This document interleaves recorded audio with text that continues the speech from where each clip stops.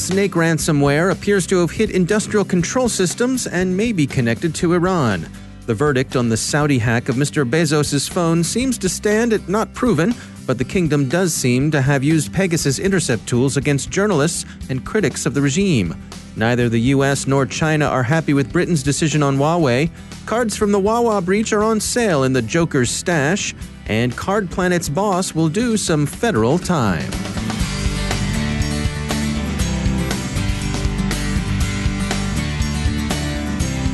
It's time to take a moment to tell you about our sponsor, Recorded Future.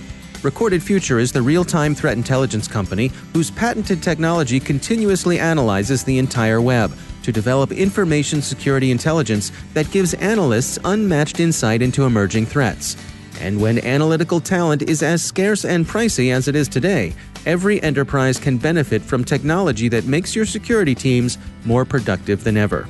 We at the CyberWire have long been subscribers to Recorded Future's Cyber Daily, and if it helps us, we're confident it will help you too. Subscribe today and stay a step or two ahead of the threat. Go to recordedfuture.com/cyberwire to subscribe for free threat intelligence updates from Recorded Future. And we thank Recorded Future for sponsoring our show.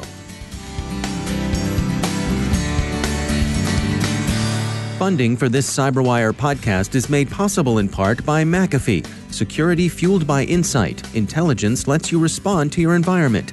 Insights empower you to change it.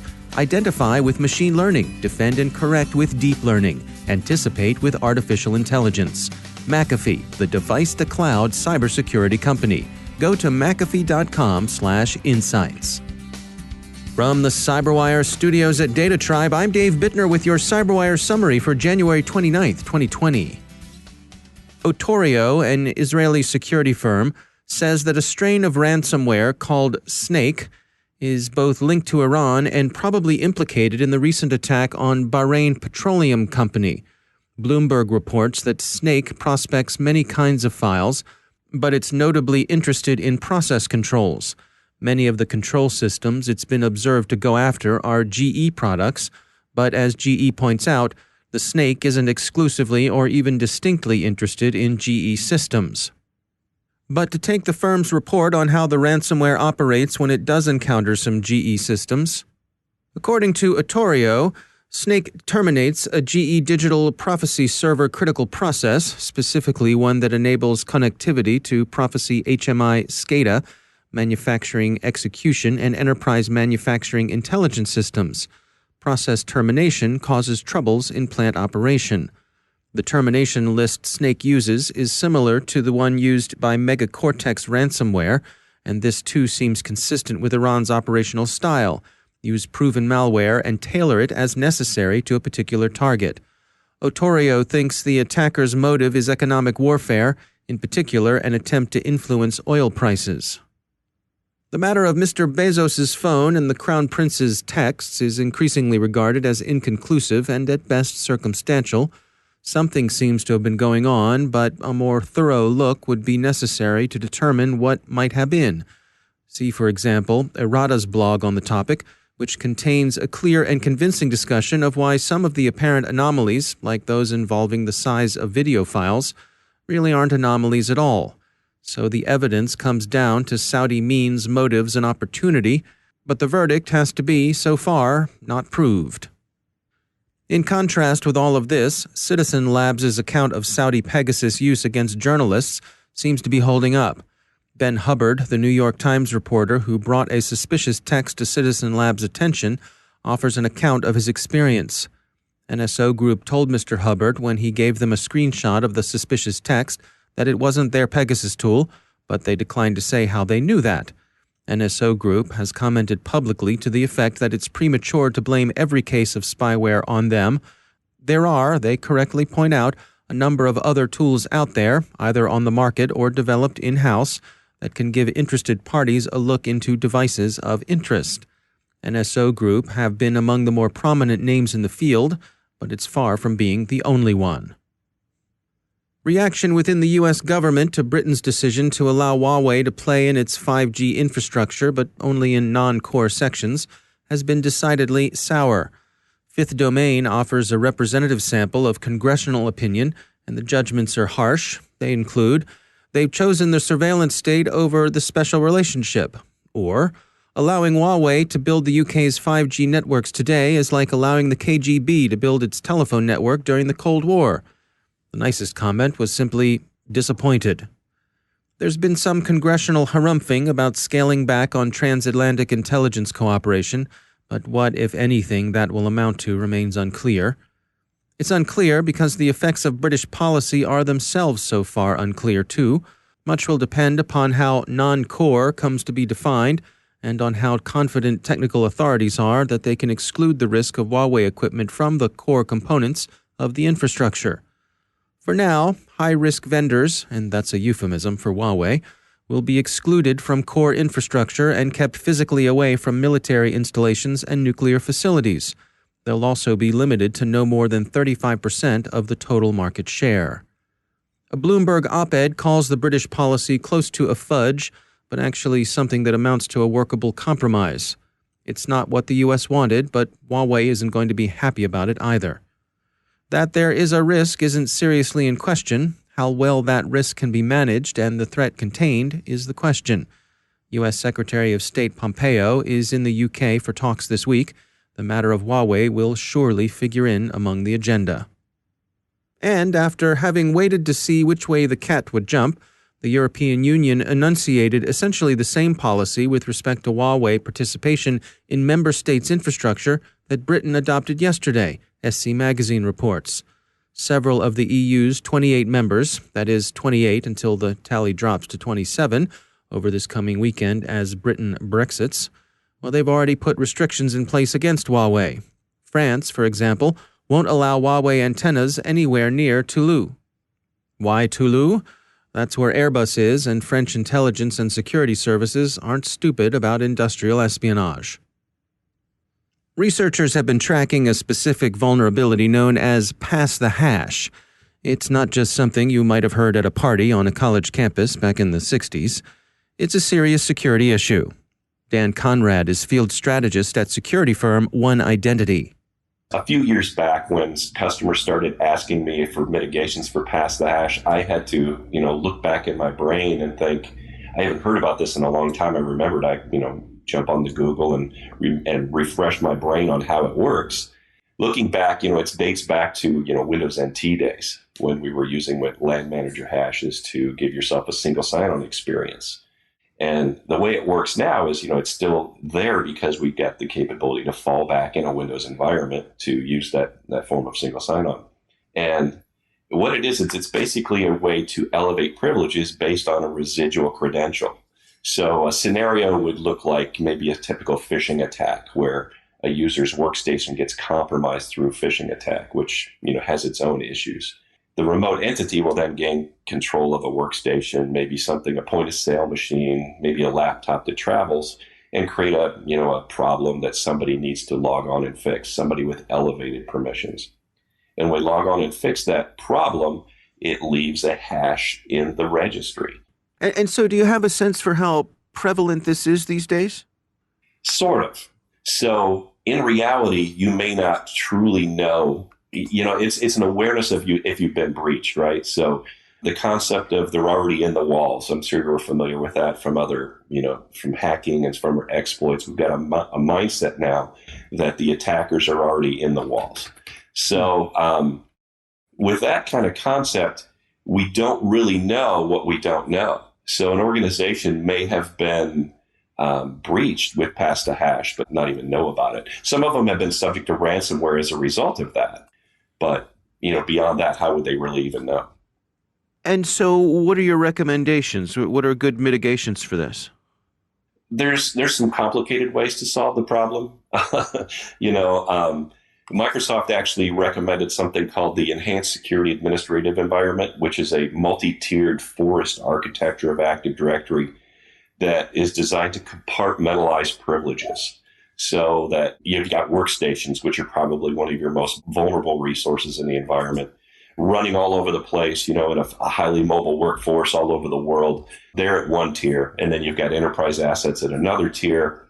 And then above that, you've got your top tier enterprise assets that would control everything, with a trust relationship that points up, only trusting up but not down. So that's fairly complex to implement. And the concept there is that no credential would be valid across those multiple planes, so that you don't have to worry about, if a hash was compromised in the workstation environment, it doesn't really affect, the top tier enterprise.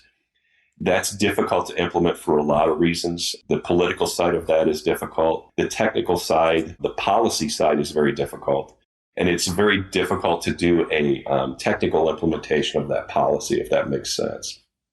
So what are the takeaways here in terms of people using this information in a practical way? What do you recommend? It's one of those things where we're trying to influence human behavior, right? So, and as we typically know, the human element of any cybersecurity practice is the most difficult to get your hands around, whether it's social engineering or changing the way users operate or changing the way administrators administer. I've been a sysadmin for many, many years, and changing my behavior, I know during those days, was difficult. I was resistant to change. The same concept is here. So if we can maybe socialize the vulnerability here of these types of attacks, and not even just these types of attacks, but getting control of privilege in general. You look at default admin passwords and things like that have been a vulnerability in many breaches. Getting control of these administrative credentials and looping them in and realizing that this actually matters, even if it's something as simple as an IoT device that has a built-in admin password. The concept of getting control of those that can influence the rest of your network really needs to be grasped by both the administrators and the users. One thing that I've learned in kind of the last couple of years is be willing to change your behavior to behave more securely. So as we learn, we change. That's Dan Conrad from One Identity. Wawa, the convenience store and gas station chain well known to all of us here in the Mid-Atlantic, disclosed last month that it had been the subject of a criminal cyber attack that began in March, was discovered on December 10th, and was contained on December 12th. It now appears that the breach was larger and more consequential than previously believed.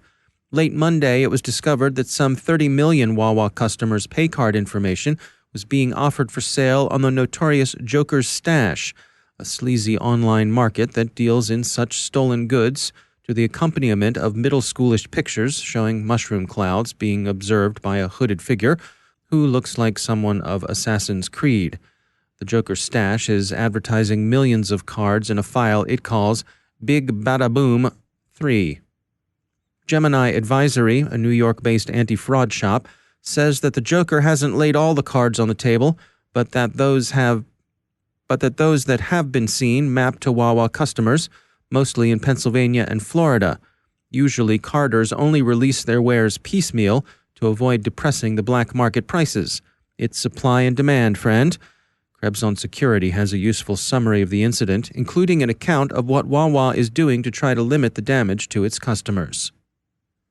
And speaking of carders, one of the biggest of them all, Mr. Alexei Burkov, copped last Thursday to being the guy who ran the notorious CardPlanet site, an online market where stolen paycard information was traded. He pleaded guilty in the U.S. District Court for the Eastern District of Virginia to charges of access device fraud and conspiracy to commit computer intrusion, identity theft, wire and access device fraud, and money laundering, the U.S. Department of Justice said. Mr. Burkov, for all his tender years, the gentleman being only 29, was apparently very well connected, both with the Russian underworld and, arguably, the Russian government. After he was detained in Israel on an international warrant in 2015, and during the period he was fighting extradition to the United States, he received considerable support from the Kremlin. Not only did the Russian government demand his return to Russia, but they went so far as to frame an Israeli woman on drug trafficking charges. She wasn't even trying to enter Russia. She was just passing through on a short layover in the airport, en route to somewhere else entirely.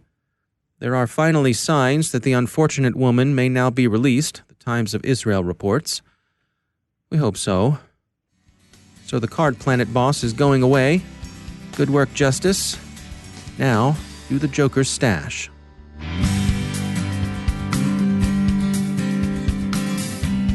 And now, a word from our sponsor, PlexTrack. PlexTrack is the purple teaming platform that enables red teams to report security issues and blue teams to remediate them through a single web-based interface. PlexTrack offers public-private cloud and on-premise deployment options. You can learn more and request a demo at plextrack.com/demo. That's plextrac.com/demo. And we thank PlexTrack for sponsoring our show.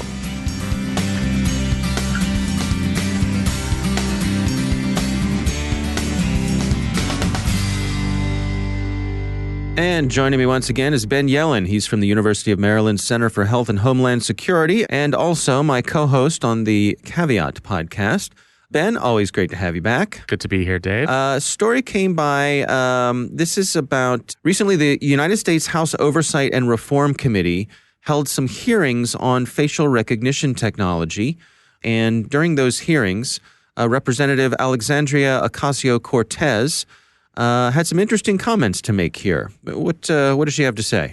Yeah, this is the second piece of news I saw from AOC over the past week. The first was I follow her on Instagram, and she got a dog named Deco, cute little pug. Highly recommend following her Instagram stories. Okay. On a more serious note, she used her 5 minutes at this House hearing to expose what she sees as the danger of pervasive facial recognition technology. At a long hearing on the House Government and Oversight Reform Committee, the speeches can be kind of monotonous. AOC is going to go at the end of these hearings because she's one of the most junior members of the committee. And why I think her particular speech is important is she has a way of making these issues accessible to people who otherwise would never pay attention to what happens in a House Government and Oversight Reform Committee meeting. And that's what happened here. So she compared some of what the witnesses said about facial recognition technology to Black Mirror, the dystopian sci-fi series. She talked about how some mobile applications bolster their facial recognition systems through things like Instagram filters, which all of us use. That's a source for real-time data to be collected on us. And she mentioned, I think this is an area of particular interest to her, about how facial recognition systems fail most frequently when it comes to people of color. There are consequences to that. Those false accusations based on faulty facial recognition technology, which in many cases is more prejudiced than we are as humans, can lead to false arrests and incarceration. Right.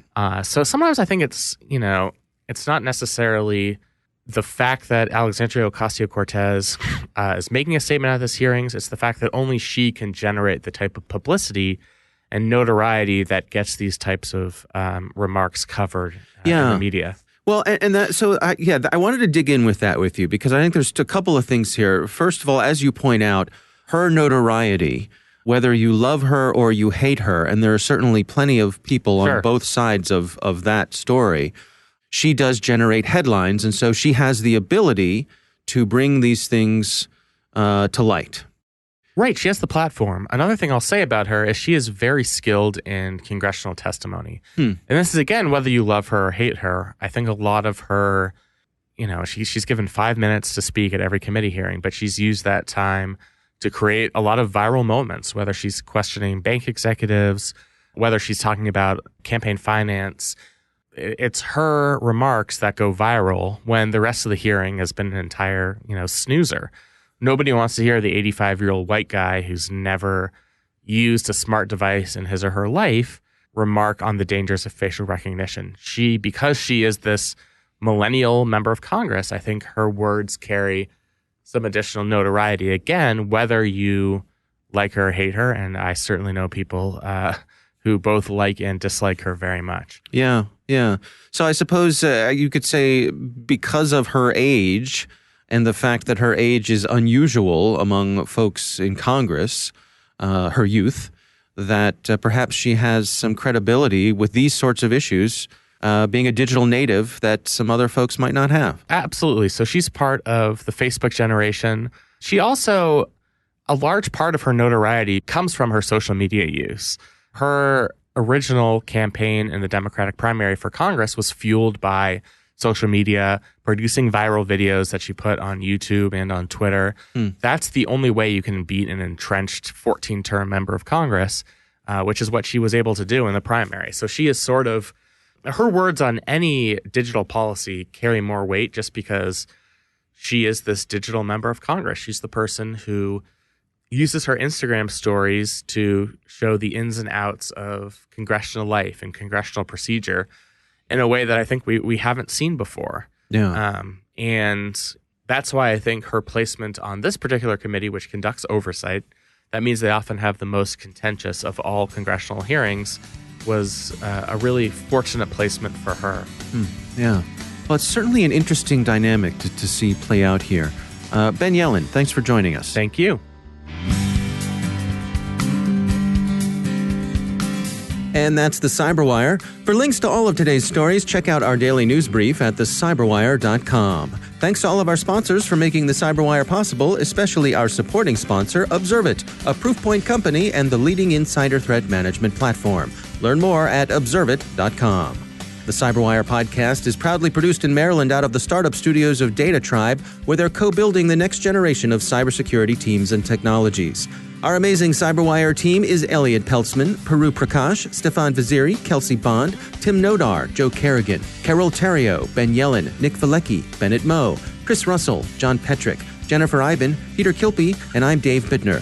Thanks for listening. We'll see you back here tomorrow.